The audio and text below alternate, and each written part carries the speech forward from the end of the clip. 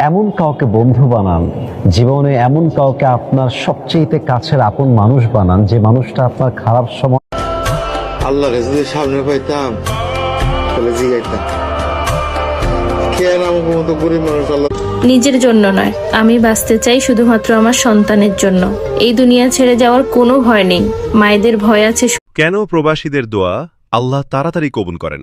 কোরআন এবং হাদিস থেকে বলা হলো, রাসূলুল্লাহ সাল্লাল্লাহু আলাইহি তোমার পরশে